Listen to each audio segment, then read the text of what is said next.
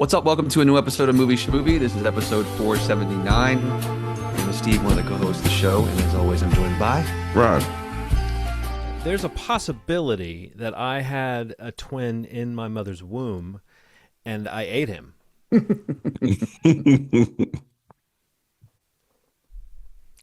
I'm John. There you go. A little pause there. It's good. Yes. Let it sit. Let it sink in. You know, it's hard to know what would your twin's name be. Like, if you had a twin, Ron, would your parents have named you like Ron and John? Ronald and Donald? You know, would it have been? That's that a good way? question. Donald would be a pretty good name. Donald. Yeah, I think you have like a name like Michael or something. Just a real. Yeah, just a totally different name. Yeah. See, I would probably, my family, since I was John the Third, I guess they would. I didn't know you were a third. I guess they would say there's too many John. Like, surely they wouldn't be like, and John 3B. So maybe they would have gone with like, you know, the name that I almost had, but I think one of my cousins had it, was Lindsay. So I might have been a Lindsay, if you know, or the twin might have been Lindsay, Twinsy, as we would have called him. But I don't know what they would have said. Since Lindsay was taken, it's hard to know. I don't know what the other options would have been. But I like the idea of John and Ron, or John and Tron. That's pretty cool. Yeah, That would have been like cool. Tron. That would have been a cool twin's name, Tron. Tron would have been really cool. Glad we got that figured out. That's optimal right there. Yeah. That's a good brainstorm you guys got going. Yeah.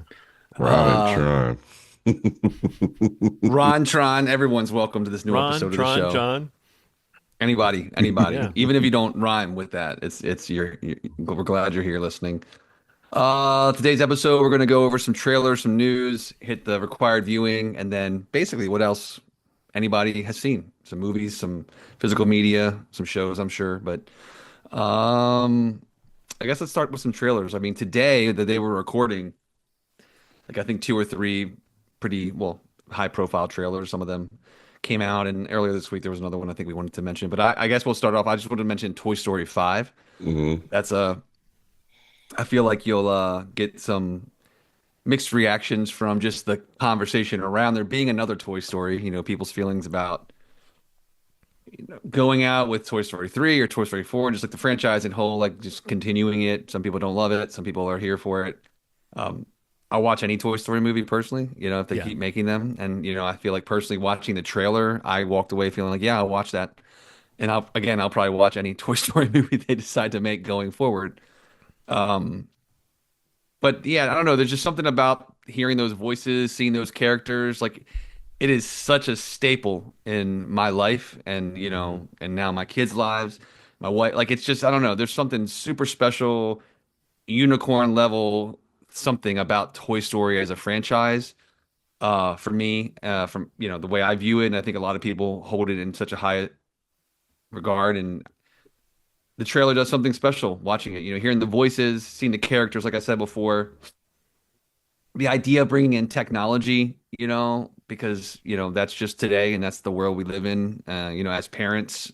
Yeah, we should talk about us, the premise. yeah. If anyone hasn't seen the trailer, it's basically like the hook this time seems to be that they are going up against basically an iPad or like a kid-oriented tablet game. Yeah, But like a leapfrog type thing right. mixed with an iPad. Yeah, exactly. Right.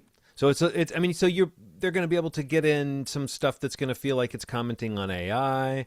They're going to get some stuff in there that's going to feel like it's commenting a lot on like screen addiction. And then narratively, it just provides an engine for our heroes to go up against something that, you know, in life.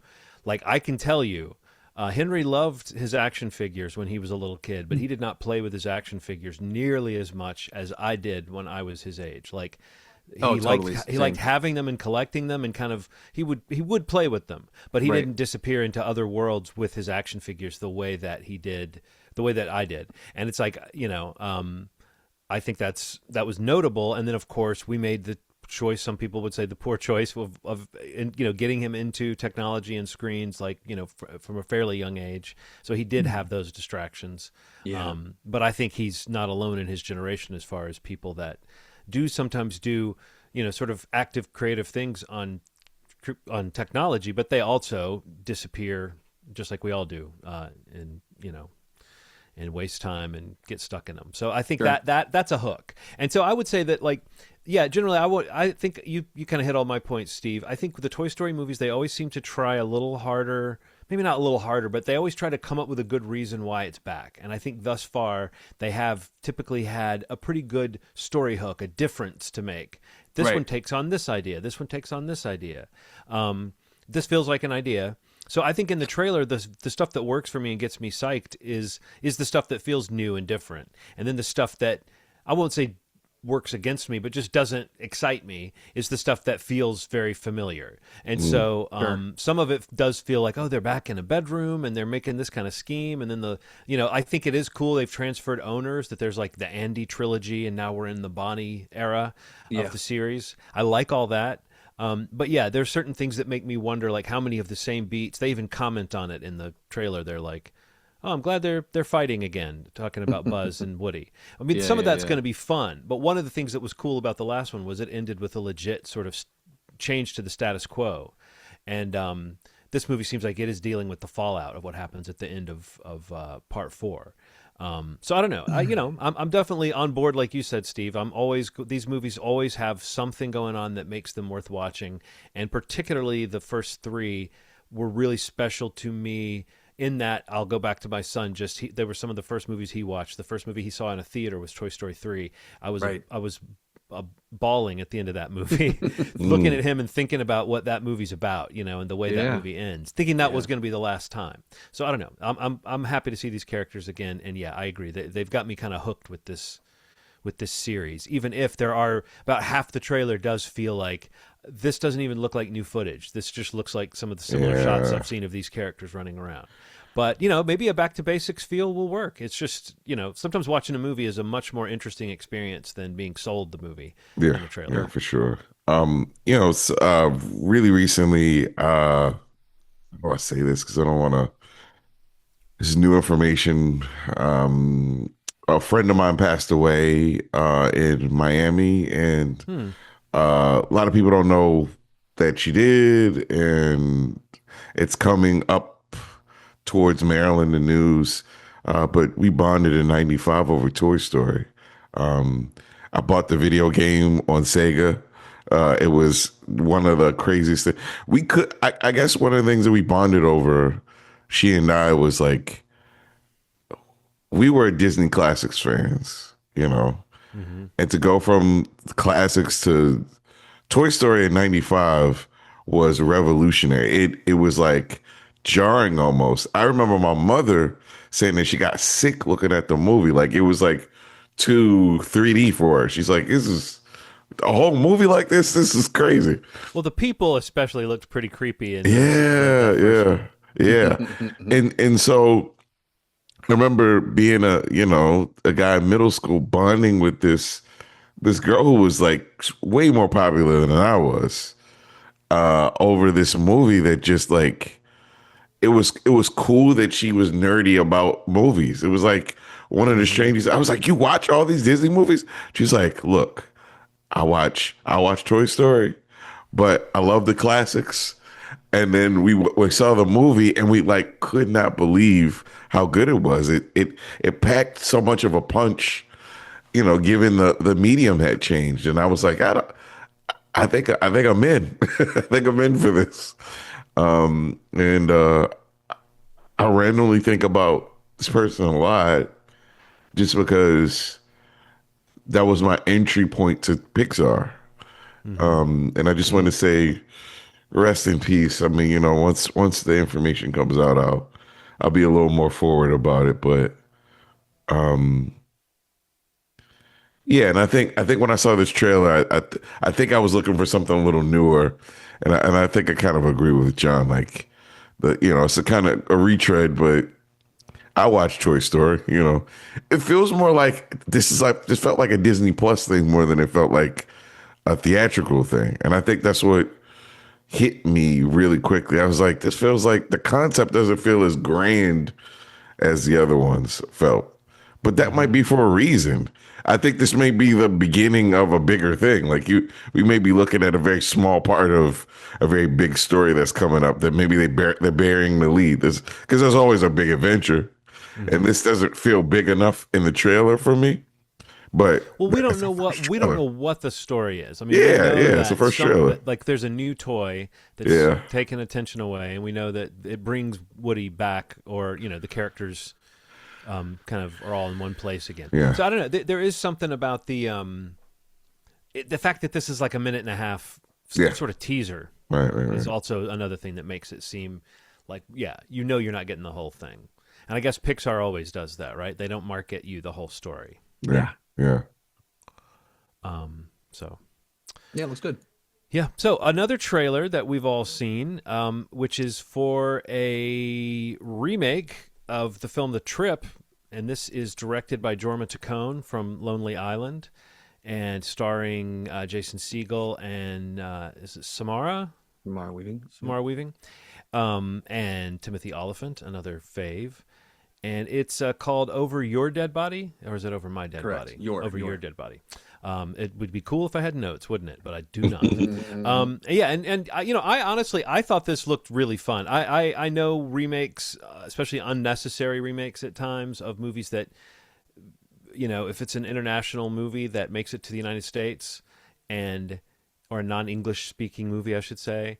And it's like people can read subtitles. This is a fun movie to watch. Right. This works just fine. I sometimes get mad that they think American audiences need that. But when they're gonna make one anyway, I like it when they get a good team involved. And I think that this team looks good, and I think that the movie looks good. And the question you said it before we started recording, Ronald. The question is always, in the American version, are they gonna be as like real or true to the concept as a European film or a Scandinavian film can be. It gets pretty mean spirited, Right. And sometimes the United States, like we're known for kind of trying to cuddly up movies sometimes when it comes to that. So, but I don't know. Maybe we're in an age, and this is a team that would know part of the appeal here is to not be that way. Yeah. So I think it looks really fun. But yeah, I had the same thought you had, Ronald, of like, okay, when I read the paragraph, I was like, oh, do we need a remake of that movie? Yeah. The Trip, did we watch it for the show? Did we talk about it? We talked about it on the show. Okay. Yeah, we talked about it on the show. And really enjoyed it. Like I remember feeling like invigorated. Like it was just such a fun concept, a cool analysis of relationships. And I remember that I liked it a lot and you liked it a lot, and then you said they're never going to remake this. It's so good. And I said, I bet you $10,000 that they remake this. We spit on our hands and we shook hands. Do you remember that? Oh, damn. You said, I bet it was weird because you said 10,000 American dollars. And I was like, what the hell happened to your voice, man? I did. That was the you one were time Russian for a that I second. let my fake American accent slip. And my entire time as a mole, that's the only time that I've ever slipped. We'll cut this part out, right? Yeah, for sure. No, what do you think, Steve, of this one? I'm all in. Yeah, I love everybody involved. Jason Segel. I love Samara Weaving. I love seeing her more. Like, hopefully this gets more of a push, some sort of release plan. I think when's it come out in April? Is that what it was? But I think so. Really fun trailer. Kind of just the synopsis of.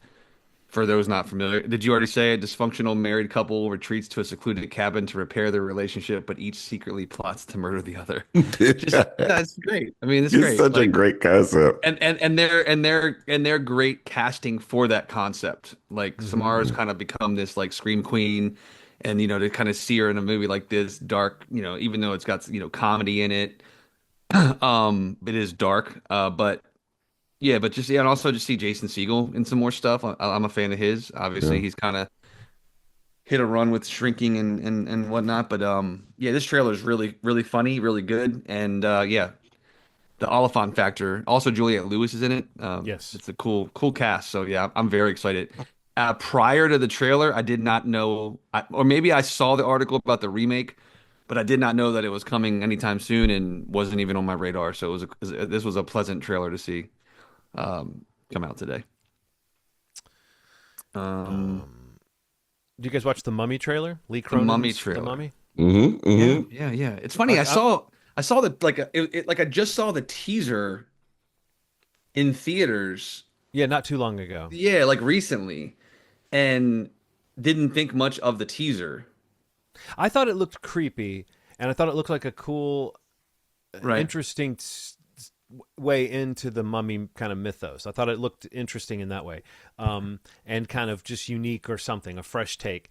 Mm-hmm. But yeah, it didn't give you much. But this trailer really gives you a lot. And Yes. I would say a lot of it really works for me. A lot of it looks really pretty darn creepy and like an effective idea that feels like maybe they're overselling the story or giving us a little. It feels like they're giving us a lot in this trailer. Right, But I right, think right. the idea that they sell is a cool. Like it feels like a cool spin on the concept of what a mummy is and how it's going to hit some of the beats that we expect a mummy movie to have. I mean, really, what you need is like a person who's back from the dead, and then they start killing folks. I mean, that's pretty much the heart of the mummy thing. But I still want to see somebody wrapped in bandages. Yeah. It's crazy, man. Like the way that this guy works, I'm like, how close is this going to be to the new Evil Dead? Like I saw elements of the last Evil Dead in Right, this. yeah. I'm like, what the fuck is the new Evil Dead going to look like? If this is, because it feels so like there's a chaos that he was trying to replicate that's in the originals that I think he pulled off beautifully. That also feels like it's in this too. And I'm like, what? I thought this was I'm down for it, but it just No, but you're right about creepy kids. It's like it's a real through line from the Evil Dead. Yeah, which I yeah. thought had some really good scares in it, and some. But Hell yeah. you're right that like the way they look, the kind of jacked, the eyeballs, and I hadn't thought about that Stuff being dragged and like something coming out of somebody's mouth. I'm like, this is all very similar to the Evil Dead thing, but it looks different at the same time. It's interesting. I'm down. I'm ready. No, it's a good trailer. I think Yeah, it's crazy. this is in the Blumhouse Atomic Monster world of like, kind of what they've been doing to kind of hit these universal monsters like from a different angle. Yeah. You have Invisible Man and Wolfman and the Mummy. Don't get me started on Invisible Man. I could. Yeah, That's I a loved good one. Loved Invisible Man. But like Yeah. I feel like the same concern I had with the Wolfman one, like this one a little bit, like Yeah. this idea of like the character that you're expecting to John's point, like you kind of want to just see a mummy, like Right. like the approach of like it being like a possession type thing, or there's Yeah. like that angle. If that's the angle into this story, who knows where it goes? But the newer trailer for me worked a lot better. Also to see more of the cast. And some of the imagery of the child, and I like the idea of like what happened to Katie or whatever the angle is, and that she's been gone for 8 years, and it's like just a cool idea to get into that story. And there's even a line in the trailer like how many were found and how many were alive, and like they don't answer the second question, I don't think, but it's like in terms of these sarcophaguses, it's like I like that setup and maybe what that could look like or could be. And again, your point, Ronald, Lee Cronin, the Evil Dead Rise, I loved. So yeah, it was cool that he's got some involvement with this, and yeah, for sure, I'll check this out. I mean, the trailer definitely works. I only have one thing about it. This. You're making me think about this when we talk about the Wolfman movie. Mhm. Don't take 50 minutes for us to get into this. Yeah. Yeah. That's one of the things that irritated the hell out of me. Like, Right. it really took a long time to pick up in terms of just, if that's the name of the movie, show us. Yeah. Even if it's in little chunks, like it really took a while for that to develop. Right. So I think you're right. I think there's maybe this is, I'd have to rewatch the movie and the trailer, to see if this is true, but I'm not going to do that, so I'll never know. But like, I think sometimes there's just when does the movie catch up to the trailer, or when does the movie catch up to the premise you were sold? Yes. And a lot of movies, if it's like more than halfway in, and then you're finally getting to the plot blurb that you would read, it's like, we need to get there a little bit faster, you know? Yeah, for sure. Totally And I think especially with a movie like that, when you can see where certain things might be going. I think the better parts of that movie, though, were those sustained tension parts of it. So, if this concept gets off and running and we do like these characters and we do like these performers in the Mummy movie, I don't doubt that Lee Cronin can stage some cool sequences, because that's what works about Evil Dead Rise is the Totally. There's the cool sequences. I'm just looking. Wasn't his first movie The Hole in the Ground? I never watched that, but doesn't that have a creepy kid in it? It does. It does. So maybe he's just he should change his name to Lee Creepy Kid. It's late. I'm tired. That's the best you're gonna get. Oh, that's good. So another trailer that just came out a couple days ago, but it's a bigger look than we've had yet at this movie. Coming in May, we have The Mandalorian and Grogu, and we just got like a little 2.5 minute, a trailer that gives us a little bit more story and that definitely tries to depict like different environments in a different sort of scope. So my thoughts on Mandalorian and Grogu are thus. Grogu still works like gangbusters on me. I still giggle every time he does some little puppety movement or shrugs or drops his head or whatever. I still think Grogu works. I think there's a couple of shots that look really cool story-wise. I'm interested to see what they do with this. Some of the action looks really fun and kinetic, and I think Jon Favreau can be trusted to understand the assignment of like doing a Star Wars movie means you have some propulsive sequences in it. Yeah. And this is not necessarily a knock on it, but you could take it as one. I still think it looks like the show. I still feel like it looks like TV Star Wars, and I just, maybe that'll change. Well, maybe seeing it on a big screen and everything's set right, it will look very cinematic. But I'm so used to the way the shows look that it does feel like even the logo looks sort of like TV-sized Star Wars blown up to the big screen. I say that because the MCU shows have the same thing. They rarely feel like they're really touching the production value of the movies, which is fine. But the original idea that was given to us when they started doing these Disney Plus shows was it'll be like a seamless continuity, the same creative talent going in. So yeah, I think this looks like a lot of fun, and I have a feeling that I'll get sucked into it. But it does feel like, it might be just like the Mandalorian itself, where you still have sort of stiff scenes. Like if you talk about like the dialogue scenes and some of the exposition scenes on The Mandalorian, they weren't done with the kind of artfulness of, say, Andor, where the dialogue is really good and the characterizations are allowing the actors to really show something. It still feels like, we know what Jon Favreau doing this content looks like because he's done some episodes of Mando. So yeah, I think it looks fun, but I don't know that it looks, kind of to what you're saying about Toy Story, Ronald. They've got me hooked, but it doesn't look like we're getting that much that feels that new without knowing a little bit more about the story and the stakes. And Star Wars always plays it close like that. Like maybe the last couple trailers that come out right before it comes out will be more story based. But at this point, they're trying to market it just on, hey, don't you love Grogu? Hey, don't you love those little Babu Frick aliens that you met in the Rise of Skywalker? They're here too. So yeah, what do you guys think of the? And I guess I'll add to that. What do you think of the chances of this movie being the right kind of scale and scope to kind of take something that we know has hit with people, which is Grogu, right, and capitalize on it to make whatever this movie has to make? It doesn't seem like they spent as much on it as they sometimes do. So what do you think this movie's chances are of exciting people, or even just reinvigorating Star Wars' sense of they know what they're doing?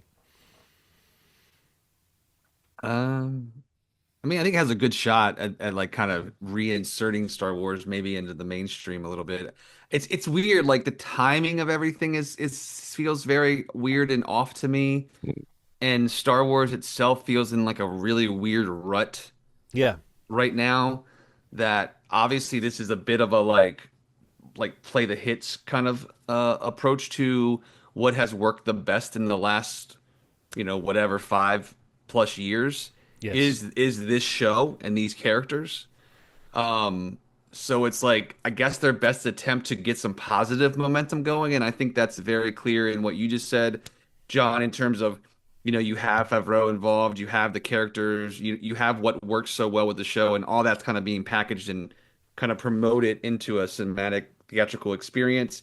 And you're doing it like for not the insane budget that a lot of the Star Wars stuff is, and kind of immediately makes it fail unless it makes $1 billion. So I think that's like a new model, Right. that they're trying to adapt, and it's hard to say. I mean, I really feel like this movie has a good chance of succeeding because there is a lot of love for that show and for these characters. But I think the perspective is really hard to judge because Star Wars is so different now. It's such a I mean, I really do feel like it's a very hurt franchise. Yeah. Unfortunately. And you know what they say, hurt franchises hurt people. Mhm. Yeah, for sure.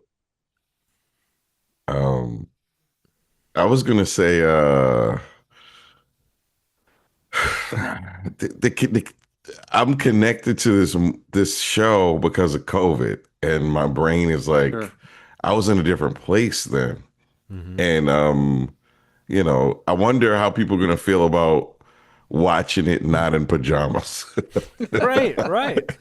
I mean, it's a No valid offense point. I to mean, it, it's you know like what I mean? there's a Like, comfort to it, to hell the yeah. consumption of it. Yes, man. Like True. we were in a weird place, and this. I think one day there's going to be a real media during that time sort of book that comes out, and how it really saved us in a lot of ways. Like, it saved our sanity. It saved, there were these sources of media between Netflix and Disney Plus and HBO Max and Peacock. Man, we were looking at things that were literally saving us, like maintaining our sanity while a bunch of stuff was happening. So my brain is attached to that idea. Sure. Um, Now, in terms of the looks of this show, the good part about Mandalorian is it looks better than most things, and even if it's a TV show version of it, it still looks better than most things that I'm gonna see with spaceships and monsters and aliens that speak weird subtitled languages. And that seems to be, well, that thing wins And me bad over. guys who have British accents. Yeah, yeah, yeah. So you got me, you got me.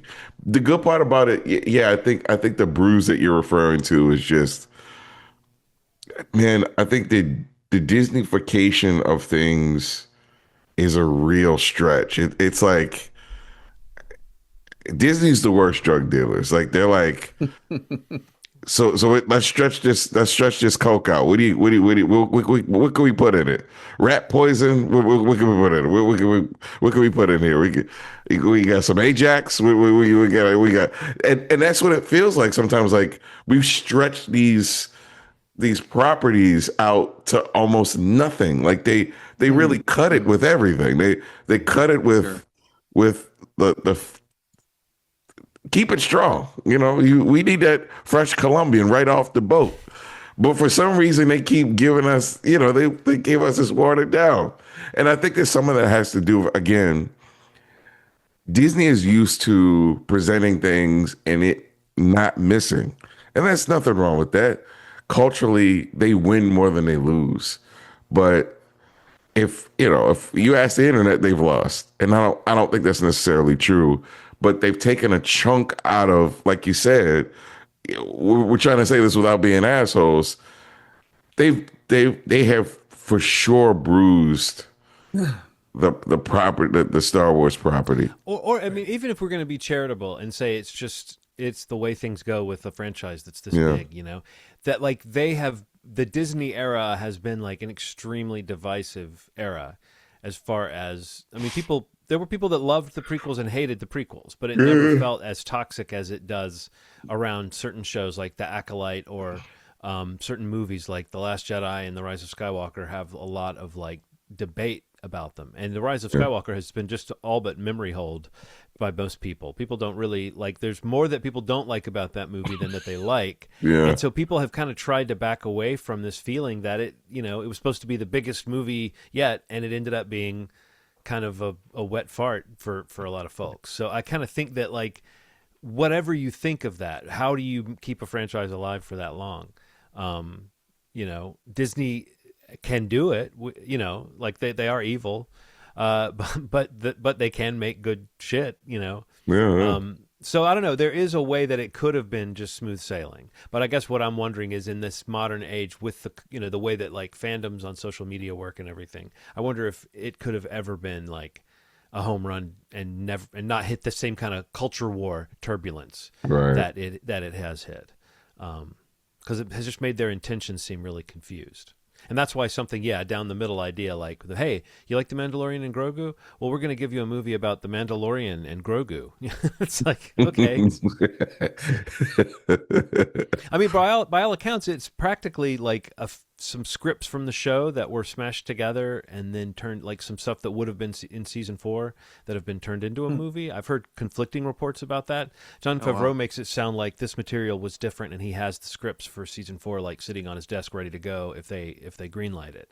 But I also heard this material is basically like, material that was where they were going to go with the show next.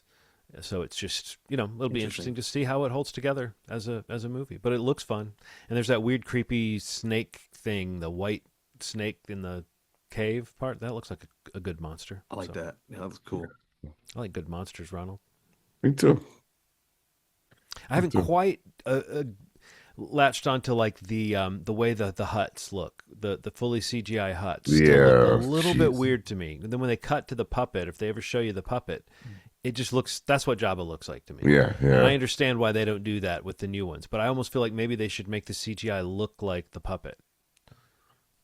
Agreed. You know what I mean? Yeah, Instead of making it look like, oh, this is what he should have been, they just don't quite, something about the proportions. They look cartoony in a way that doesn't quite work. They also make the eyes too pretty. That's another thing. That's kind of what I mean. They have like big, pretty eyes, and when you look at Jabba, he's got big eyes, but they're weird. They're not. Like, am I supposed to be turned on? Yeah. Well, I mean, of It's course. I'm a hut slut. Jabba ain't nothing but a BBW. Although I don't know, he doesn't really have a few of the defining characteristics. That's true indeed. He's got the B. He's definitely B. And then the last trailer we were going to talk about, I think this is the last one, is the trailer for season 3 of House of the Dragon, which came out today and is really a big teaser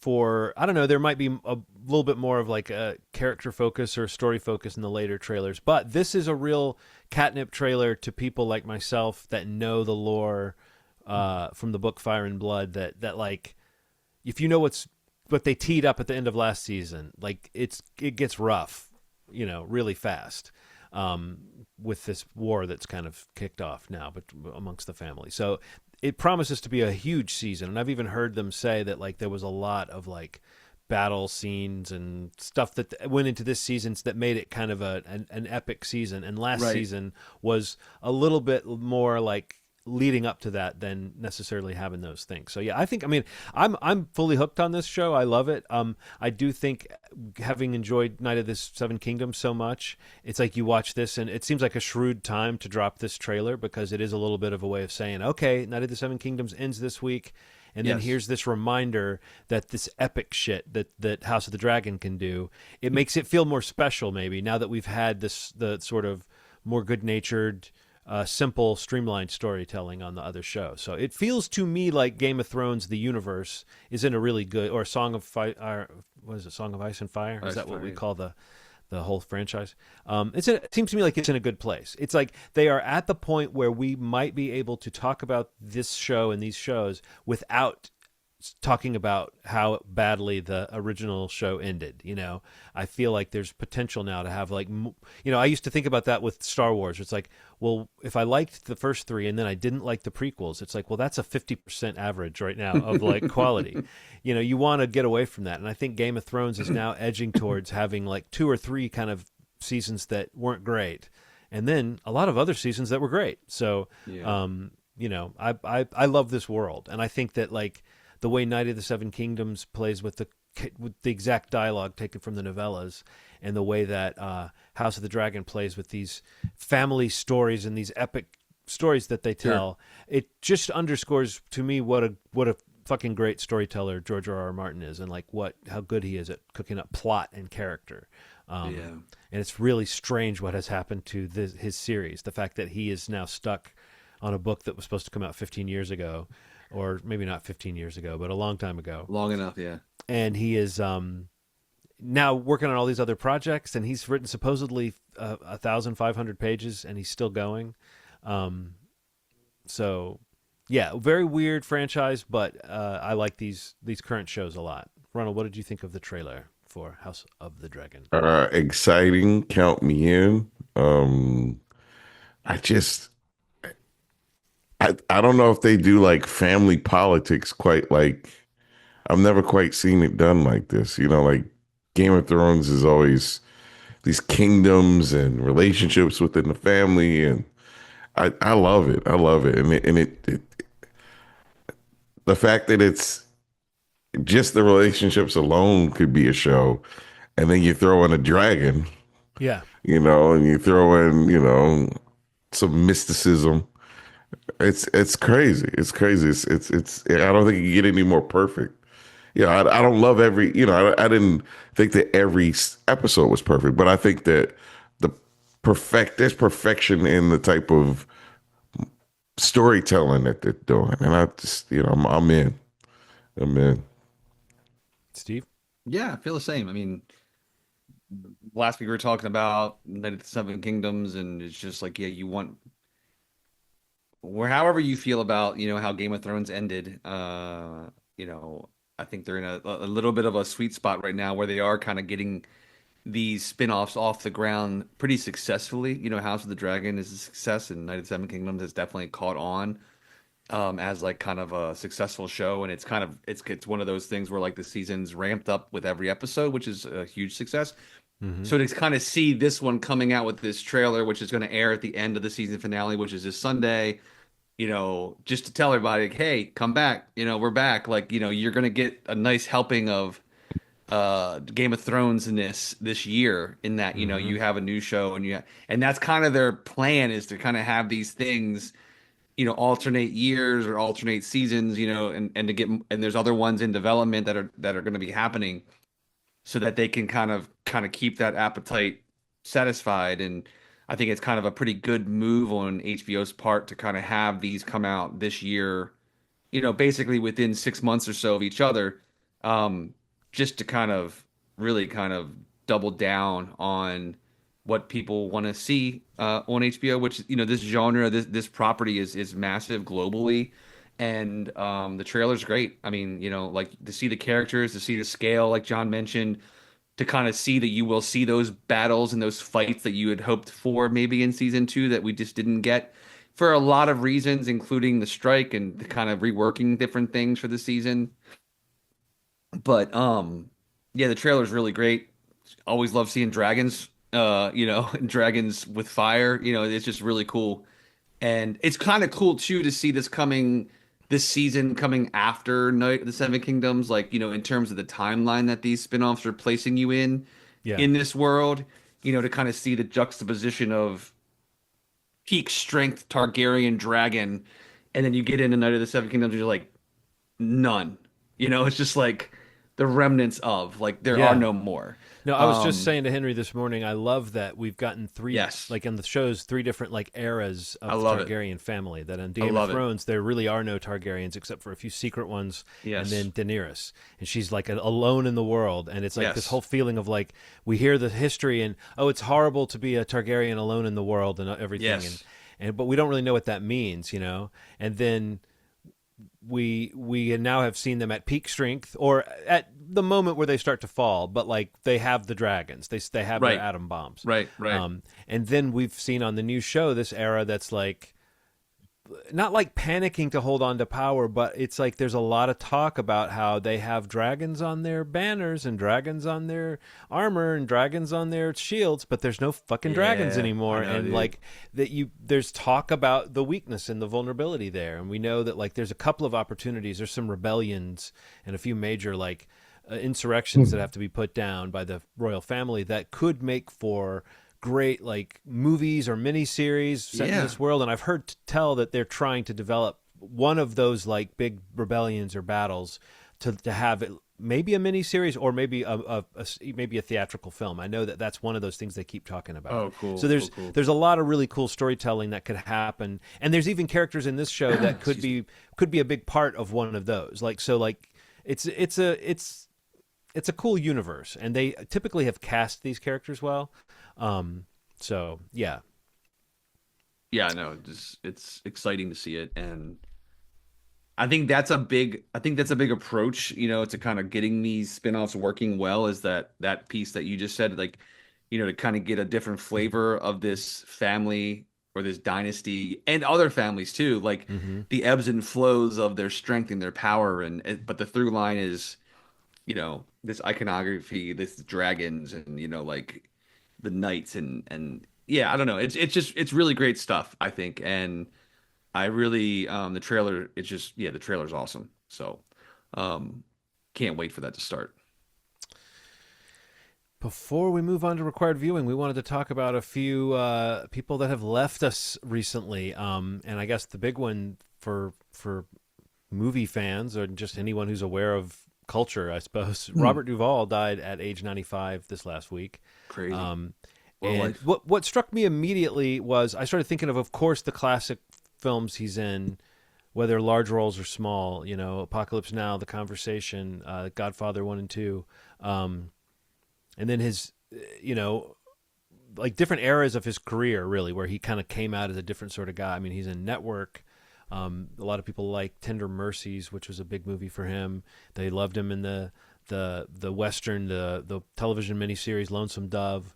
But I was like, I sat there and I was like, wait, has there ever been a time when Robert, I mean, he's not to say he hasn't been in some shitty movies, I'm sure he has, but has he ever not been solid as fuck and like convincing Never. and unique? I can't think of another actor like him who has that energy. And the fact that he went from, when he was young, he played a lot of like sort of establishment dudes or corporate dudes or lawyers or whatever. Yeah. And then he got older and he hit this gruff kind of Western kind of, element that he could play. And then he could also play heavies and guys that you thought were kind of scary almost. I don't know. I just think it's an interesting career to have and such longevity. And I don't know what the last thing I saw him in was, but I don't think it seemed like he had missed a step or anything. I mean, I don't remember ever thinking like, oh man, Robert Duvall's, not what he used to be. I don't know. Do you have a favorite performance, Ronald, or anything about him that stands out to you?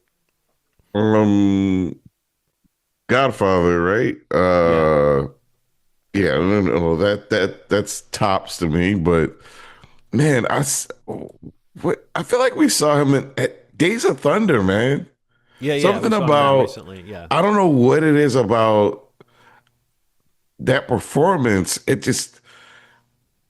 He's so lovable in that movie, and his reactions to Tom Cruise getting better.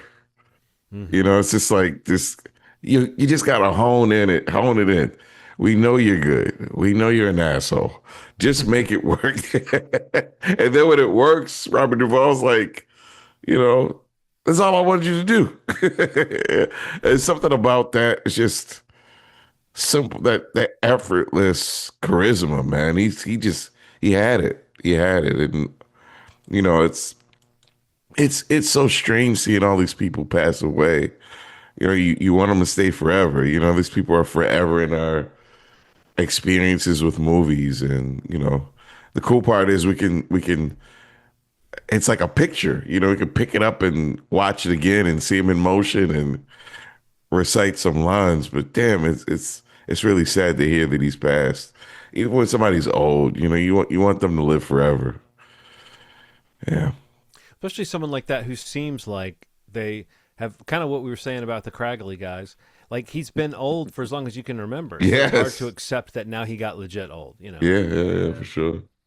Steve, do you have a particular favorite? I mean, obviously there's all the classics. You guys have mentioned a few of them already, but I'm thinking of like movies I remember seeing him in, not and maybe like a reaction of like, oh, he's going to be in this, and he's really great in this, and actually I really like this movie. But one that we've talked about on the pod before was his performance in Falling Down. Mm-hmm. We've also talked about The Natural. Yeah. Again, one of my favorite movies. And he's incredible in that. Um, I was going to also say Sling Blade. Yes. Also, just wow. And one that like doesn't get love at all as a film. Not, and it's more one of the more recent ones. Um, Widows. Mm. If Oh you yeah, remember yeah. Widows, Was maybe he one of like? the best casts of 2018. Yeah. Yeah.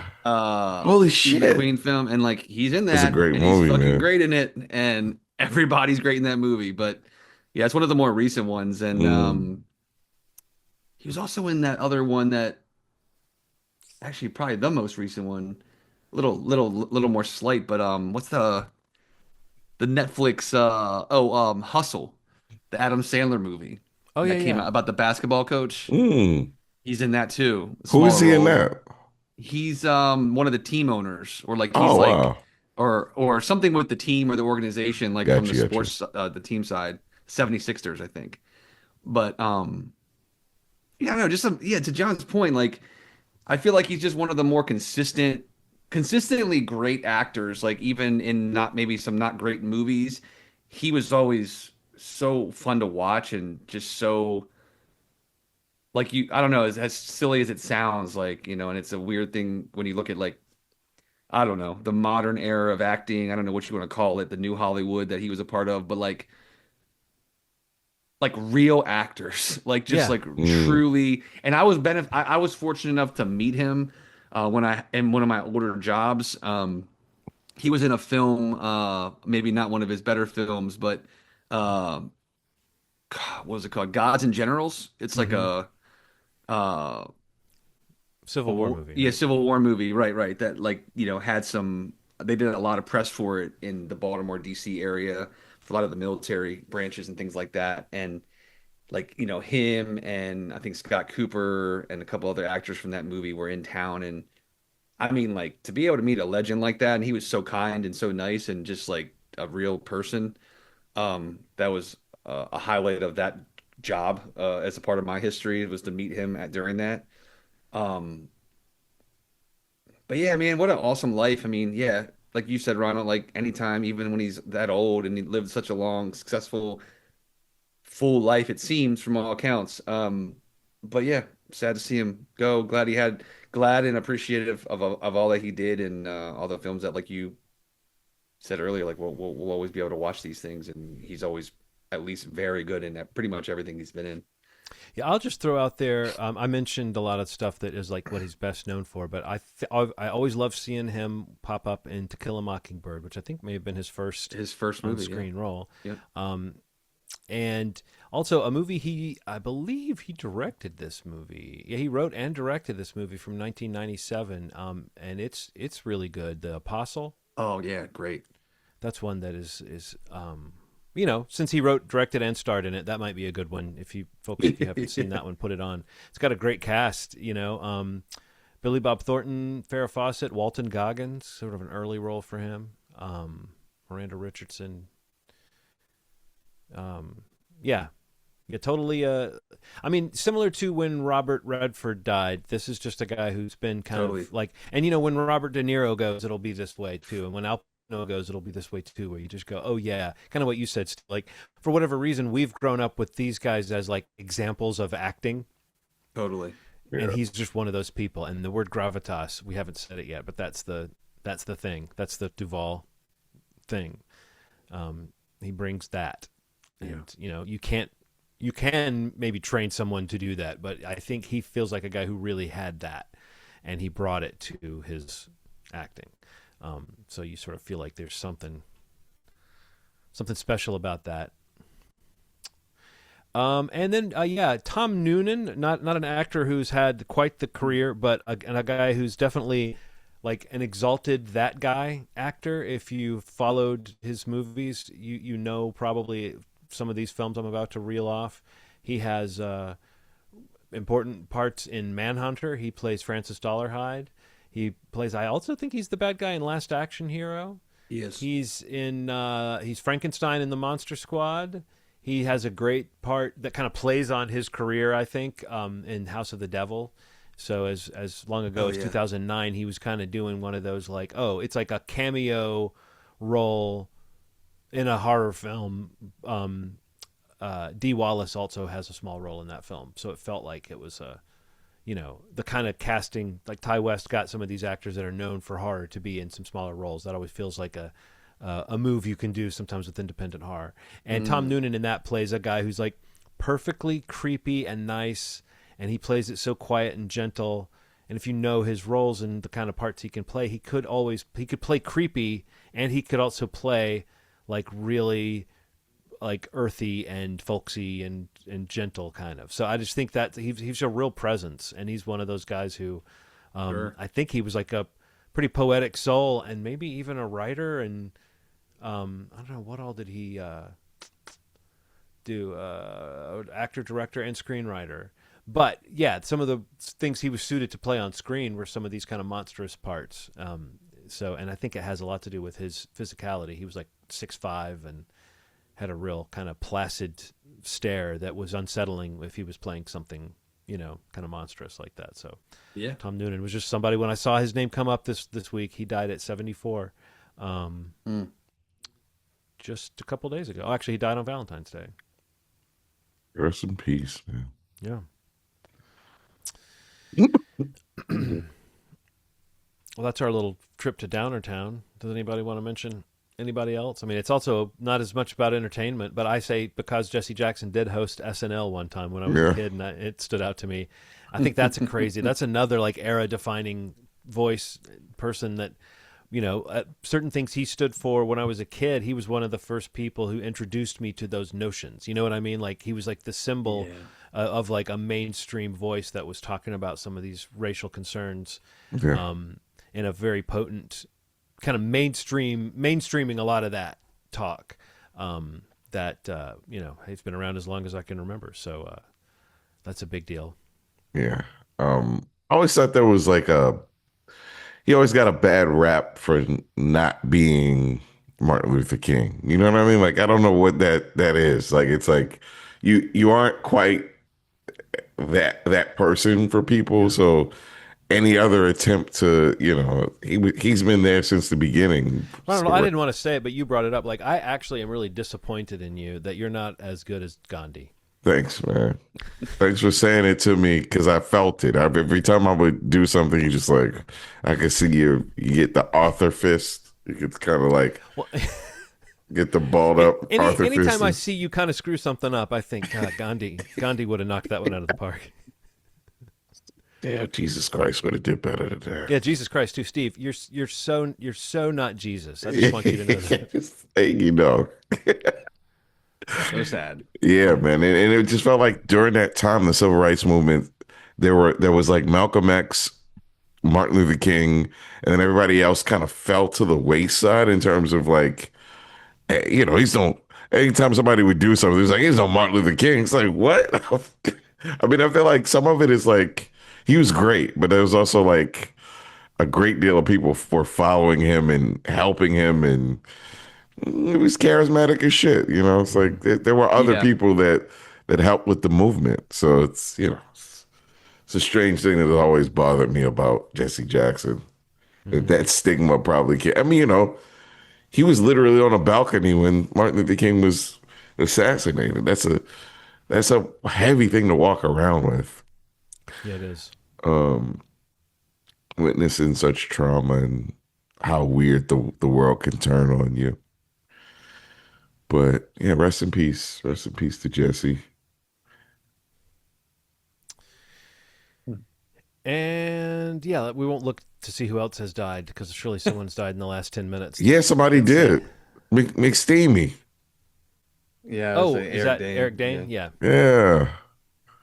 That's right. That happened right before we. Rest in peace. Like, come on, man. Like, what is happening at this point? Is it like Saw? Is it just like a random person just choosing? Saw. I compare everything to Saw. You're suggesting that Jigsaw Yeah. Yes. got Duvall, Yeah. Noonan, Jackson, Yeah. and Dane. hmm So And for real petty reasons, like the with that, who's next? You know what I mean? Like who yeah, could yeah. be next if that's who you've taken on? Well, we're getting a Saw 4 and 5 where like his motives were very really muddy. They were just like, you were mean to somebody one day. It's like Yeah. what? What? No, I think in the last one that I watched, there is somebody who like we see that he's like rude with somebody or whatever, Yeah, and then it's yeah. like I don't know if I believe this guy deserves to have his jaw ripped off or whatever, you know. Oh man. You All know right, what? well, I did love it on Hannibal because Hannibal has a similar thing about like killing rude people. Mm, There's a moment on yeah. that show where somebody uses a Kleenex and then wads it up and puts it on the table next to them. And you Oh, just see okay. Hannibal look at it and you see a close up of the Kleenex on the table. Jeez. And it's like, you know, he's thinking like, all right, I'm going to kill and eat this man, Yeah, Jesus.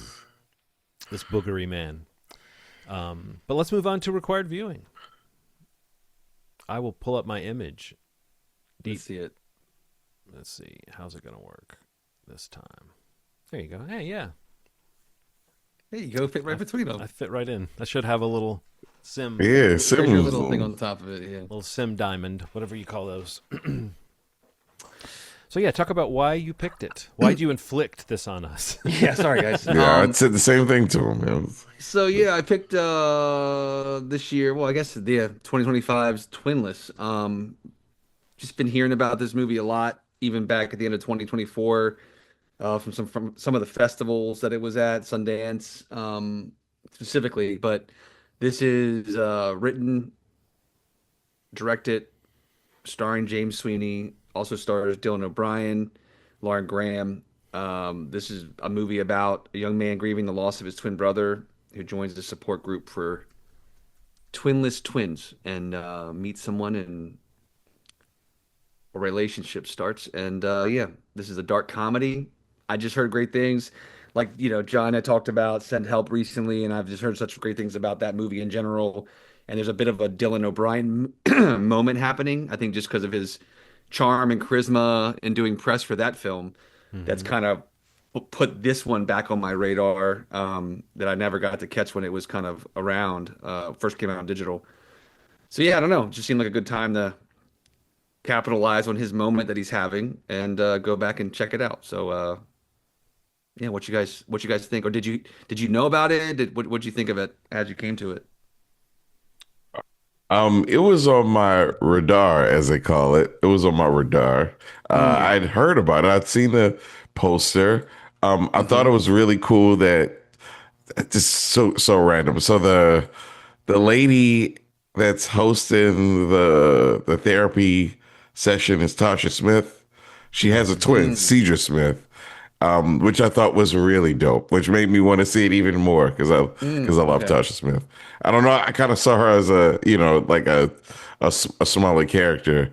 The Right. This is one of those movies that I guessed within the first 15 minutes, and even though I did, I was still very shocked by how it unraveled and when it was going to give. And it really kept me entertained, and I cried a couple times. Like there were some scenes that just really hit me hard. I know that everybody isn't a twin, but you may have their siblings. Right. Sibling relationships are just one of those things. Like Aaron has seen my sister around each other talking, and sometimes it sounds like a different language to her. She's like, "What the fuck were y'all talking about?" It's just like, "Yeah, dude, ass." It's just like you develop this real interesting bond with a sibling. And to see, I can't imagine how it is with a twin, but the places that it goes, the emotional, the challenges in it are really nice. done, and I like that this movie feels bigger because of the acting. This, I don't know how much this the movie cost, but it only took place in a couple places and was filmed, you know, in the best way possible given the circumstances. I just Right. like when money is well spent. We've watched $50 million movies that shouldn't have been $50 million, and then we watch movies like this that just, I don't know how much it costs. It's like it just is Right. well done enough that I'm not even concentrating on that. The acting is just really cool. I guess this guy's getting on my radar, Dylan O'Brien. I like him and stuff. But this particular one, I know him from The Maze Runner. I think that's what I Yeah, know him yeah, from yeah. the most. Love and Monsters. Holy shit, love that movie. Like, Yeah, loved it. we love that Yeah. one. Yeah, yeah, yeah. So, I you haven't seen know, it, but I know it's supposed to be good. yeah, he's one of those guys that, and then Ego having that moment at the I indie. was going to say, did you guys see that clip? I love that clip. Did you see it, Steve? Yeah, yeah, yeah. Yeah, just genuinely one of the sweetest. Baltimore's own. We got to say that Baltimore's There you own. go. There you go. Ego. But giving him a moment, like that's when you said he's having a moment, Steve. I was like, yeah, but I felt like Ego was like, that's like to me the coalescing of that moment. That she's doing that thing of like, oh, we're all kind of crushing on this boy right now. It's kind of fun. Yeah, And you yeah. could see him kind of, I don't know, he seems like a pretty genuine sort. Like I might Yeah, I have think thought so. of him as kind of like a pretty boy or kind of a teen actor or something like that at some point when I first saw him, but I think that I've seen him be too good a couple times now. So, and yeah, I'll just say I rolled into this movie thinking about that, having seen him in Sin to Help and having seen him very memorable to me. Like I think I mentioned this last time in the Saturday Night Live movie, whatever that was, that called Saturday Night? Was that the name of the movie? What was the name of that movie? I think so. Yeah. He played Dan Aykroyd in that, and he was really good and kind of convincing in a part that you can't quite figure out, like what kind of character are you playing if you're doing Dan Aykroyd. It's not as easy as like, oh, Belushi is sort of this larger than life personality, but at different times Dan Aykroyd is like the coolest guy, and other times he's like a very weird, nerdy, guy. And I think Dylan O'Brien nails it in that movie. So yeah, I was coming into it for that, but James Sweeney was somebody who I really didn't know what to expect from him, and I looked, and I don't know if I would have seen him in anything. He's only really been in one other thing that he also wrote and directed and produced. Yeah. So I mean, he's a pretty interesting person to. I mean, I guess I'll say he seems pretty talented from this. So I will check out his other movies straight up at some point. But this movie, if you look at the marketing or the descriptions, they'll call it a black comedy or a black kind of a what did it say, like a psychological comedy or something like that. And so I didn't know what kind of story I was in for. I don't know if, like what you said, Ronald, about kind of getting it, or if, to the extent that there's a twist. It does have some reveals and some character stuff going on, but the basic byline of it is just. I would say byline, but I mean logline. The basic logline is that two guys who meet in a therapy group for people that have lost their twins have a relationship, have a friendship, and so we do get a little bit into that idea of like what you said, Ronald, the kind of mentality of having a twin and what that means and how much that's like having a secret language and all these inside jokes with somebody, but also having a very like I can't imagine how close of that relationship must be. I mean, I have a sibling that's almost like a year and a half older than me, but that's not the same thing as basically having another you in the house and someone who's growing up right alongside you. And this idea of losing that is the movie does a good job of taking that very specific thing and making it seem like, oh wow, that would be like an escalation of a feeling that we all can sort of relate to, which is just like having that person who means so much to you. Yeah. The way the movie takes its twists and turns and the way that the kind of characters develop in it, like, we were joking a little bit about this being kind of a downer movie, but it is funny and entertaining as well. And I think that's the key element for me, is if it were just the sort of downer version of this story, I would be like, ugh, there's a lot of independent films that are well done and well acted and dramatic that I just don't enjoy watching because I don't enjoy wallowing in bad feelings or Right. just that. I want there to be some more story impetus or something on top of just this is a terrible realistic story. Some of those movies can be great, but this movie is a little bit heightened in some ways. But the things that it got into that I thought, I'll just throw these out there, the things that got into it that I thought it handled well and that kind of really had me thinking. Dylan O'Brien's character has an anger problem, and like the movie sort of very realistically deals with his anger problem. And it doesn't. It's not about a guy dealing with his anger, and it's not about a guy not dealing with his anger. You're not meant to think it's cool or funny, but you're also not meant to see it as like, well, this guy's just trash. We get a picture of this character. He's a little bit reactive and can't control himself sometimes, when sometimes even like talking to his mom or dealing with anybody that displeases him. And so there's a little bit of a powder keg element to what is going on in the movie, and us thinking, oh, when he finally comes to a boil over what's happening in this movie, you're kind of bracing yourself, like, how is he going to handle it? Yeah. And then James Sweeney's character has his own sort of stuff he's doing. It's not the same tension of the anger issue, but he is a guy who we see kind of dig himself in deeper throughout the movie, and we know it has to come to some point. And the fact that they managed to bring both of those things to a point, kind of in a scene, I mean, that's just dramatically satisfying. And I thought that was, impressive. And so, like, if this movie sounds like no fun, it's not like a laugh riot, but it does really keep you entertained. And there's a little bit of a mystery, or you're finding out about these characters and what they'll actually do when confronted with sort of the truth of their situation. And I want to mention, who is it? Aisling Franciosi, who plays Marcy.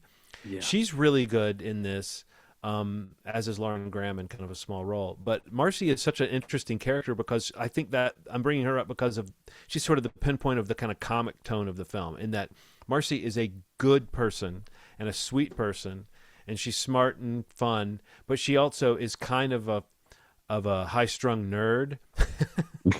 And the movie gets a few laughs out of, like, just James Sweeney's character, Dennis, kind of reacting to her being that way, as she's not being fake, but she's that kind of person who you could easily see sort of a cynical person looking at and going, ugh, I just can't stand this super positive person. And I just feel like that dynamic, when she becomes kind of part of that dynamic and not just a background character, you have the guy with the anger problem, you have the guy who's like hiding some truths about himself, and then you have someone who's sort of the most centered and balanced person, and really sweet and really smart, but also maybe a little like, almost like you think, oh my God, how does any relationship ever work with how different people can be and how different people's energies can be? I just thought, it had a lot of really, really believable characterizations, like the stuff I was just talking about, that really kept me going through a story that you could say is a little heightened or a little unbelievable, but I think the movie kind of tries to earn those elements. Definitely. I think the entertaining comical stuff in the movie is what balances it so well. I mean, I think the stuff that feels really real is well handled, and the performances, I think, are great. Especially, honestly, I thought Dylan O'Brien was great in this movie. Yes. He's so good in this movie. And it just kind of increases my stock in, him at the end of this, for sure. But yeah, I think that it's such a very, I don't know, great thing, challenging thing, hard thing to do with this kind of film, to really have enough of that entertainment and comedy that really is funny comedy, not just like awkward or uncomfortable only, but it's like genuinely funny, to kind of balance that out so that it's not too much going in one way or the other. This movie kind of tilts maybe a little more towards one, in terms of the tone, but it's just really well handled, I think, in the fact that you have such great performances. You really have a buy-in on these characters, and kind of what you're learning about them and who they are and their interactions with one another. But the things that I'm talking about are what kind of move the movie along. You don't get too stuck in that heavy stuff. You don't get too stuck in the dark stuff, the bleak stuff, whatever you want to label it as. I think the fact that there is genuine humor and entertainment value with Lauren Graham, even with the two leads, there are moments where they all have a moment, at least, is what makes it work. And we don't want to spoil anything in case anybody hasn't watched along with it here, but it's definitely worth a watch. I mean, I would say this is a very good movie. And if you're looking for something kind of unique too, like I think this is kind of a nice, unique, original story that, does feel different, does feel special in ways that, it doesn't feel like exactly like anything I've seen before. But and that's like, I feel like that's something it's getting harder and harder to say about movies.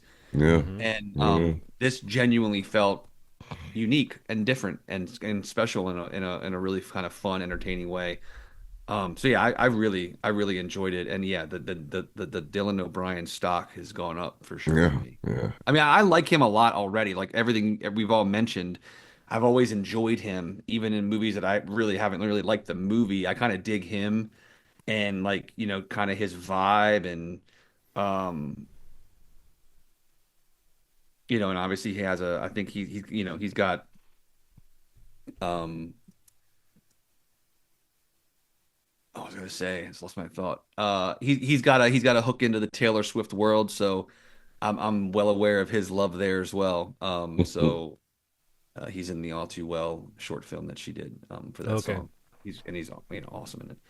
But yeah, I don't know. This is a good movie. It's hard, it's tough at times, but I mean, this is a very good film, and I would definitely recommend it. If anything that we've said sounds interesting to you, or if you're just trying to complete the Dylan O'Brien filmography, it's definitely worth a watch. Yeah. And it resolves itself in a really unconventional way. Like I was not expecting. Right. Yeah, that's another thing. I guess good writing, really good writing. Yeah, I mean, who'd have thought, right? Who'd have thought, man? It goes a long way.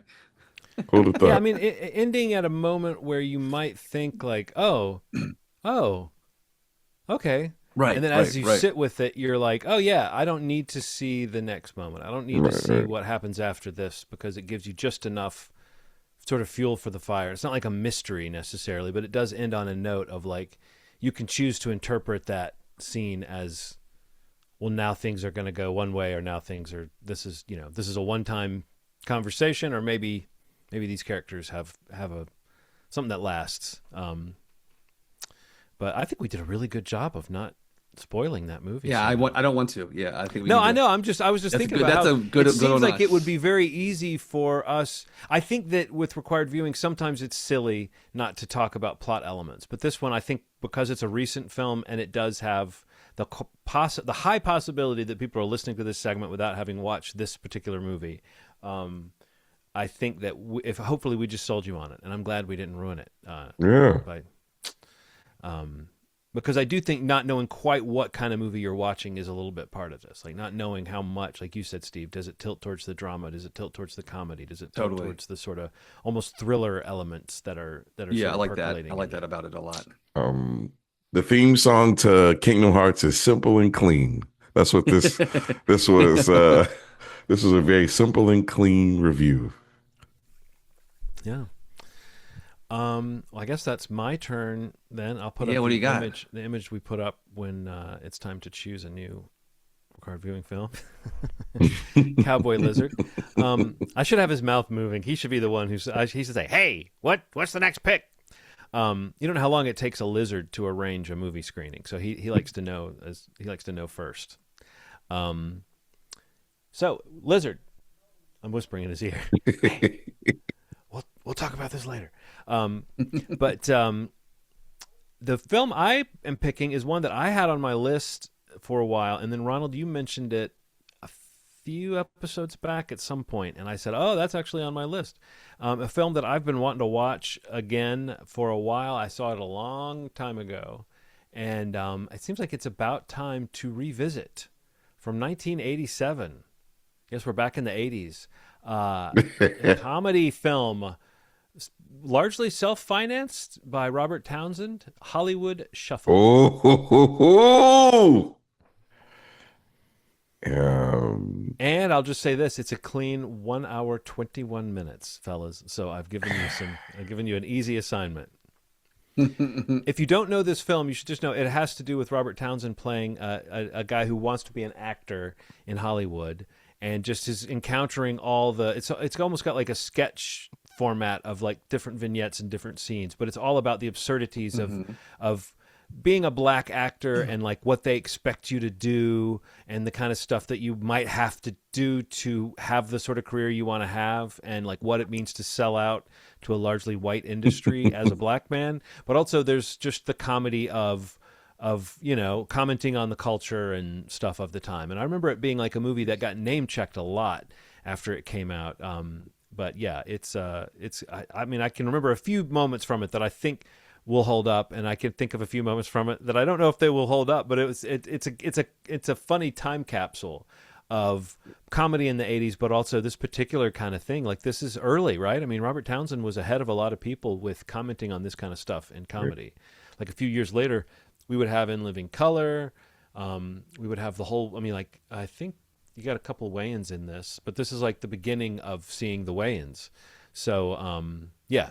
It's, I think, maybe kind of an important, influential movie, even though I don't hear people talk about it that much. But I bet a lot of people who are people's influences would say this movie was influential on them or important for them, if that makes sense. Yeah. That's a wild time because Keenan Ivory Wayans could not help him direct it because he was on In Living Color. So he helped him write the script, and then he just kind of disappeared. He disappeared because he was working on In Living Color, which is a very cool aside. But man, there's a documentary about Hollywood Shuffle that's really good. Oh, cool. Maybe we'll watch that too if we've got time. It's really good. Yeah, so In Living Color starts in 90, and that's obviously the big Wayans project. So if he was beginning to work on it around the time that Hollywood Shuffle was being made, that kind of tracks. Yeah, they were like developing it, man. That was like a crazy. He talked about how like he felt kind of betrayed because it was like he had gone off to make this show while Robert was just kind of self-funding this movie, which is a classic to me.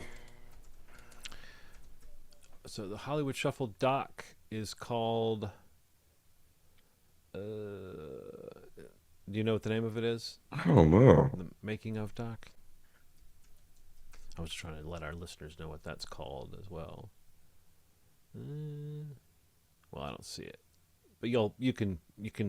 Yeah, I'll find it. Maybe we can share a link or post something about it. But either way, yes, I would love to know the story. I do know that in as much as the way he made it, there was a lot of like renting equipment. Because a lot of times with the way you rent stuff from these companies, you drop it off on Monday.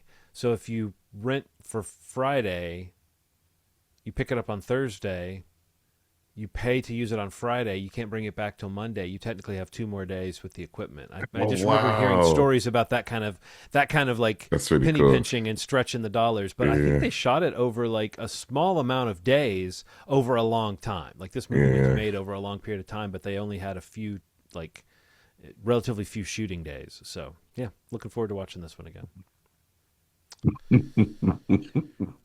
The scenes in that movie I'm thinking about. Yeah, I'm excited. What is this showing on? It's on Tubi. God, Tubi wins every time, man. Tubi. Tubi. I was watching Tubi at a barbershop the other day and realized that they have what is it called? Ace Ventura Pet Detective Junior Kids series. What? Who'd have thought it? I watched it while I got my hair cut. It was fun. Oh, wow. The kid was going for it for sure. But Tubi coming through. There we go. Tubi coming through B. Tubi coming through with the Louis. With the movie. Well, Mubi's a different service though. Is Mubi connected to Tubi? I don't think so. No. No. Tubi Is is there a Fox. phone site called Booby? Tubi, Tubi, or Luby. Yeah, ooh. Like how we both went. That makes it sound like we're not pro lube. We're pro lube. Yeah, it does make us seem like we're very conservative about the bring them in the loop. I don't know why we sounded like that. No, lube should be part of every act you commit in life. So, what else did we watch before we wrap up this episode? Didn't you say you saw a new Supreme film, Ronald? Yes, I saw Marty Supreme as presented by the Kaleidoscape. Let me tell you something. This movie was this joking. No, but seriously, Marty Supreme, man, that guy was a dickhead. The character? Marty was a dickhead. Like, if this is any indication of who this kid was, why he was actively trying to be a ping pong player, man, he was an asshole. He just kind of moved. You know how when you're a teenager, you kind of move like a tornado. Like you don't think about too much. You know, you just kind of act. And this is very much a man, a lot of passion, zero thoughts about consequences, including, if not limited to, getting black men beat up in the 60s, or getting a woman pregnant, or holding somebody up at gunpoint, or it just doesn't. Marty's adventures do not stop. And it's a fun movie, man. It's really well done. It has that safety franticness to it. You know, like uncut gems. Just like, oh, what's gonna happen right now? It's just like something will happen, and then you're like not paying attention to it, and then it comes to kick him in the ass like a scene, two scenes after that, and that's just his life. But meeting a character that was so confident in himself from the very beginning is really empowering. It's one of those, you could watch this movie and you could be in a rut. You're like, I could do anything. I could, it has that feel to it.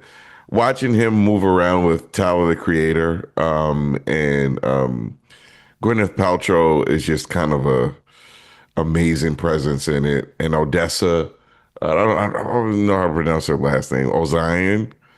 Yeah. Yeah. Gorgeous. I love her and everything. She's kind of been a force for me for a while. She was on that Netflix show, that high school show. I forget the name of it. That I thought she was really good in that. She kind of caught my attention then. But yeah, I think there's this shift, and is Timothy a star? I guess that's the conversation, and I left out of this movie feeling like he absolutely is a star. If between this and Dune you don't think he's a star, I don't know what the fuck a star is to you. I don't know what It's like what do you don't want him to lead a legion of people? You don't want him to, like, what do you want? What do you want from him? Like, what do you want him? Well, I mean, even Wonka made a little money. Yeah, Wonka was fun, man. He is, and what's fun about him is he really attacks these movies from a very different angle. The Wonka doesn't feel like Marty Supreme, doesn't feel like Dune, doesn't feel like, and maybe we're seeing this man. There's a term that I keep hearing. This person's in their bag. Like, are we just seeing the beginnings of him being in his bag? Like his bag of tricks in terms of acting and his range and stuff like that. And Marty Supreme just feels like one of those markers of a movie, regardless of it's nominated and that counts for something. I need to stop thinking in terms of like, did it win, did it not win? It's nomination is a special thing as well. It'll always say, Oscar nominated performance on the box art of this, whatever A24 puts out, the 80 versions of Marty Supreme they put out, because they will do it. It says gang gang. But yeah, just overall special movie. You can feel it in the air. I don't know how I feel about the time versus the soundtrack. You get what I'm saying? Like it kind of It uses like anachronistic music. yeah. It's not as jarring as what was the one that was the most jarring? A Knight's Tale. A Knight's Tale was wiggity whack about the but music. it sort of defined that practice great movie. of saying you don't have to. I haven't seen A Knight's Tale. Yeah, I but just it's know not that as it bad has as a lot of it. A Knight's Tale isn't as bad as what's the rich man that brings people to his house? Literally had Jay-Z in it, rapping in The it. Great Gatsby. The Great Gatsby. That was I could have thrown that movie out of the window at that point. Like I love rap. I love the exploration of it in movies, but if I'm in the olden times where if Jay-Z started rapping this song back when that movie existed, they say, "Hey, get out of here, black ass." You know what I mean? Like it doesn't make any sense. I gotta say, Ronald, the guy you just did, for the time, he's a pretty polite racist. He's pretty polite. There's some ruder words. Yes, but you know what I mean? No, I totally know what you mean. I feel like I at least get what they're doing there. Like the Gatsby to Jay-Z kind of comparison of the sort of excess and the sort of opulence and stuff. I get that, and I feel like there's something valid about that. But it doesn't always mean that it's going to work. Yeah, that when you're watching the film, that it's not going to kind of take you out of the whatever a period piece is trying to establish. Obviously, that's the intention. But I kind of agree with you. I like to think of it as kind of fitting a little bit more. For sure. Forever Young shouldn't be in Marty Supreme. You know what I mean? Like, but for somehow they snuck it into the soundtrack. I'm like, this is wild. I guess, but we're on this ride. Like it worked somehow. Like, but it also made me feel strange. I thought it was a really good movie, though. I think you guys would enjoy it. So, is it true? I just want to check to see if I understand that Marty Supreme. That's just like Marty, but they put sour cream on him, right? Yeah. It's just regular Marty, and then they just like. Another thing is he doesn't know how to talk to people. He's just like very much like, like he'll meet somebody 20 years older than him, and he'll be like, "Hey." So you just like to act like a dickhead all the time? Is that you have like a stupid face? Is that how you work? It's like it's very conversation. I knew it had to be bad because everybody's talking about what a fucking asshole this character is. Asshole, and I'm like, for that many people to make that comment, he must really be a piece of work. So. Yeah, like on the spectrum, weird. Like he'll like start a conversation in the middle of a conversation. Like it's just like, what is wrong with him, man? Like. It feels like they had enough accounts of him that they really kind of fleshed out this interesting character, because I didn't know he was this kind of person. I'm glad that they captured him on film. Like it's I'm in. I want to see it again. All right, Steve, have you seen anything? You know what? I forgot about this, but I did see something that I wanted to mention because I loved it, and that was the new Bart Layton crime thriller. Crime 101. How was it? I just said I loved it. But how was it? Genuinely did. Aaron and I did this as our Valentine's Day movie. She wanted to see it for the Hemsworth. I wanted to see it for the Hemsworth and others. Yeah. But I mentioned before, we talked about this a couple weeks ago. I think like Bart Layton is someone I've been very much watching for years. He has only done like 2 or 3 feature films that I guess I don't know if I guess that's all like feature wise, but he did The Imposter, the doc from 2012, which is like one of the best docs I've seen in the last. Oh yeah, we love that. Yeah, we talked about that on the show. He also did American Animals, which was from 2018, another amazing crime thriller, art heist film. Evan Peters, who else was in that? A bunch of awesome. Who else was in that? Now let's say Blake Jenner's in it. Barry Keoghan in that. Barry Keoghan is in it. Yeah, he's in Crime 101 as well. But yeah, I love this guy, and I'm excited to see anything he does. But yeah, Crime 101 is awesome. Think just straight crime thriller, vibes of a Michael Mann film. It's got that kind of tone to it. But yeah, Hemsworth, Ruffalo, Bader Keoghan, Halle Berry, everybody is really great in the movie. It's got a really great vibe to it, the tone of it. Hemsworth's great. Jennifer Jason Leigh has a small role. Tate Donovan's in it. Corey Hawkins is in it. Uh, Definitely his bigger film in terms of this director kind of like, kind of stepping up and leveling up. Um, yeah, man, just like a really cool heist thriller, great characterizations,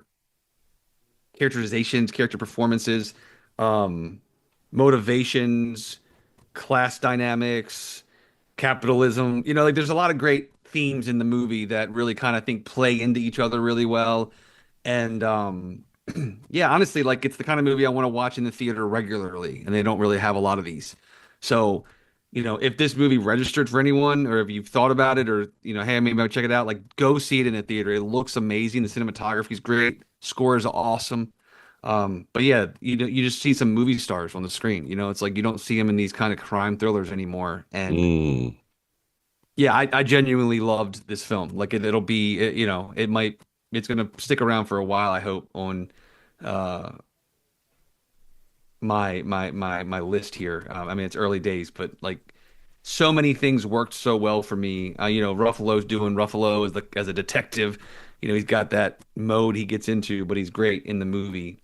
Um, but yeah, definitely check this out if you're into that kind of movie because it's in theaters now.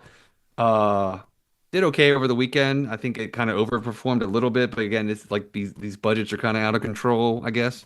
Doesn't help a movie's story to do that. But again, you have Halle Berry, Chris Hemsworth, Mark Ruffalo in a crime thriller, on the big screen. And yeah, uh, Don Winslow, who's an amazing, crime writer. He's one of the it's his short story, but he co-wrote the script. But yeah, I loved it. You should definitely, Ronald, you're gonna love it too. I think you both will. But it's great. It's great. But Crime Oh, 101 is in theaters. Steve, It's a I've been must see. waiting. This weekend, There you go. I Green light, I go. intend to watch it in a very specific way. Frederick is showing it in a Oh, 4DX. cool, So cool. it's a late screening, like a Mm, 9:50, so that'll be fun. Just get jerked around in your seat. that's cool. That's cool, dude. Yeah, you're gonna really enjoy it. No, I cool. have no doubt. I'm excited. I'm excited. Yes, much excite. Yeah, that's the one I wanted to mention. That's all I got. Well, I have a little sort of double-sided coin, I suppose, because I had time the other day to see a couple of movies, and I saw one movie that I loved, and one movie that, just to be clear, I hated. You sounded like Jerry Seinfeld just to be clear, all right. Well, I was about to say, just to be clear, I want to say hate because it's the opposite of love, and maybe I don't actually hate this film. But, then as I was saying it, I was like, you know what? I kind of hated it. The one I hated was The Strangers Chapter 3. I didn't expect it to be good. It was on the screen, and I was like, you know what? I'm going to see it through. I think this means I've seen all the Strangers films on the big screen, and two of them, one of them I think is like a classic. One of them I think is like a near classic. And then there's three that just might as well not exist. And that's a bad batting average. There is supposedly a 4.5 hour edit of these three films together with extra stuff that is supposed to be coming out. Oh, I have, it sounds like torture. If they said they were going to edit it down to 2.5 hours or 3 hours, because the problem with these movies over the course of three films, this last one really does feel like, hey, we said we'd do a trilogy, so here we go. We got this last piece.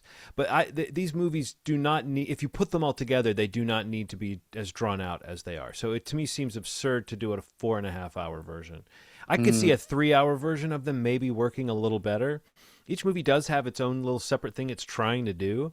It's just that at the end of this trilogy, what they have done is tried to answer and explain all or most of the mysteries of this world. But that is such a weird thing to do because what makes The Strangers work is the chilling aspect of the reason that they're doing this killing is because you were home. And everything about it feels like you don't need to know anything outside of that. And then the second movie just shows you, oh, well, those three people who did that in the first movie, they're doing it again to different people, but it doesn't really get into them and their relationships and try to explain them. So it still feels like it's true to the concept.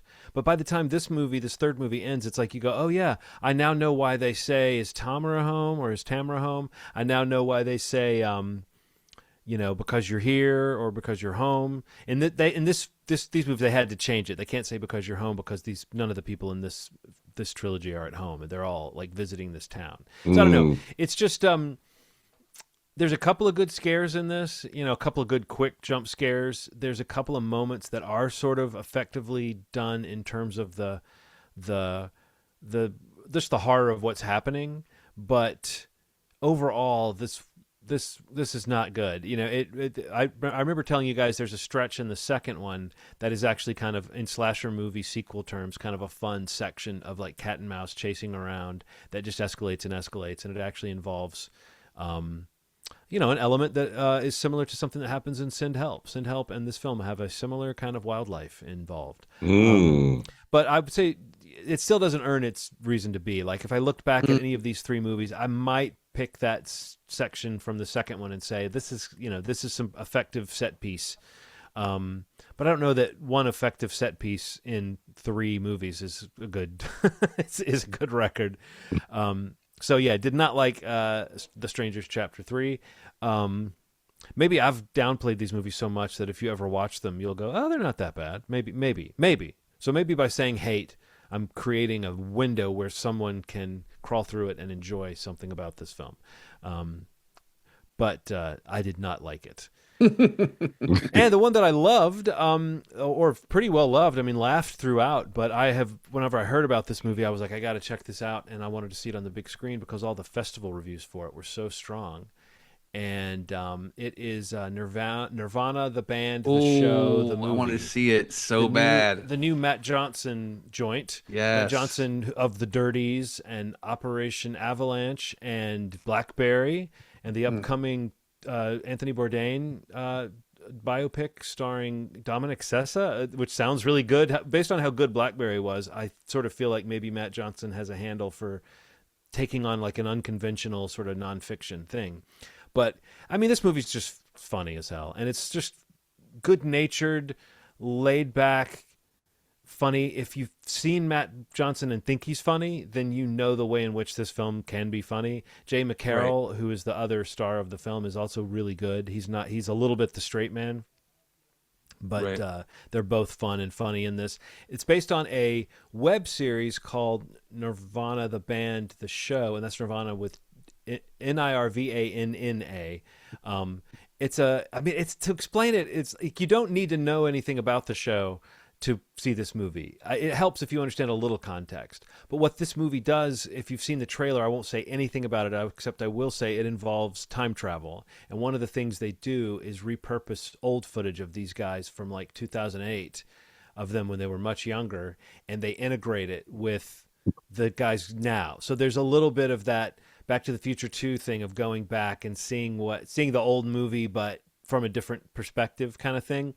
So that's all I'll say about this, is that there is a little bit of intercutting, and it's done extremely well, and it's very funny, and they don't overdo anything. It's so Canadian, man, this, because it's so smart and so funny, and yet it doesn't, as broad as it gets, it doesn't overplay any of its elements.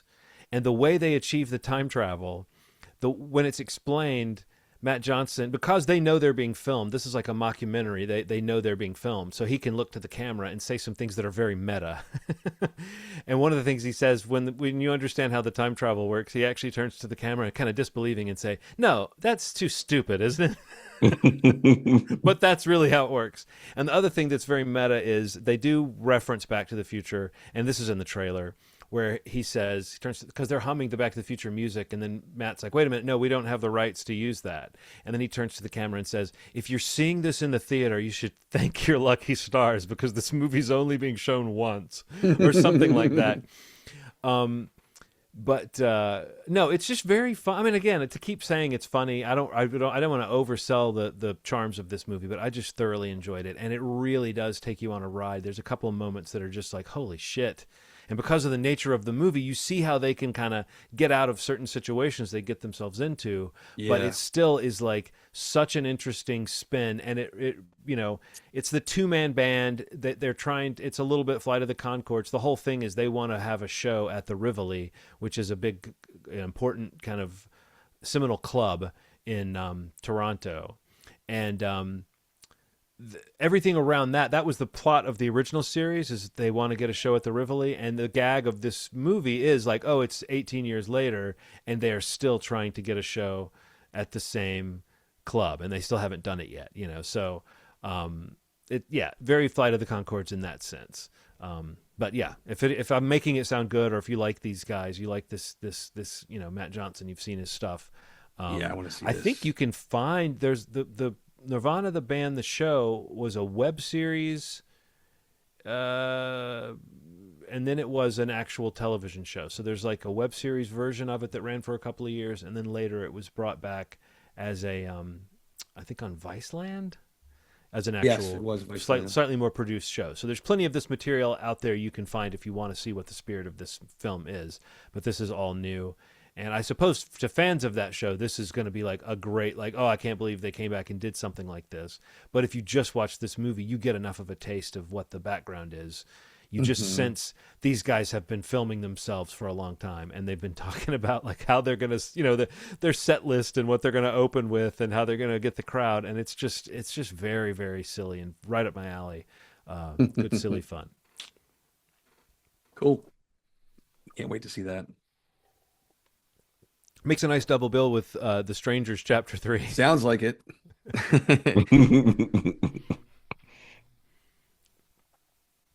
What else? Is that a show, or what's remaining? I think that's a show. Unless Yeah, Ronald, it's a show. wait, did you have a Let's Get Physical? A quick Oh, physical? I had two physical things. A quick little physical. Ronald got a new whiteboard. Oh, Oh, backfired. Nope, Boogie Nights. Boogie Wow, Nights. nice. that's one. And this is like 50% off right now, or was Now it's zooming on his face. I love this. Oh, sick. 4K It collection. just became completely blurry. There we go. Fred Hey! Krugs. Fred Krugs. And it comes with some 3D glasses. Yeah, and it comes with 3D glasses, yeah. This is now on sale for $60, bitch. As compared to $150. Like, this is like a crazy deep discount right now. Well, the map says we're fucked. Oh God, that's the funniest moment in any Nightmare on Elm Street. It's so crazy, man. That's like a joke out of an airplane movie or It really is. scary movie or something. All right, that's a show. Now that's it. Movieschmovie.com is the website. You can go there to subscribe to the podcast on whatever platform you prefer, or listen right there on that website. You also go to the youtube.com/Movie Schmovie Podcast. To watch videos, to listen to videos, to do both at the same time, to comment on videos, to thumbs up videos, to subscribe to channels, specifically that one, and to hit bells to get notifications. You can do a lot of stuff on YouTube. I don't know if you've ever hit the site before, That was but ringing a bell. Does that make sense? there's things there. Yeah. But yeah, if you could do any of the things relating to that, subscriptions, comments, notifications, we'd appreciate it all. There's a lot of great videos on YouTube. Ronald mentioned Marty Supreme earlier. So, he's got a little series running there where he kind of does the reviews for Kaleidoscape. So that's the most recent one. What is that called? Home Cut? Or Home Cut, yeah. So you can go there if you're interested in that platform, product, also just, additional kind of physical media reviews. It's all on the YouTubes. But yeah, we'll be back next week. John's pick, Hollywood Shuffle. We'll talk about that for required viewing and whatever else we see between now and then, obviously. Thank you so much for listening. And as always, you made our day. Thanks. Bye.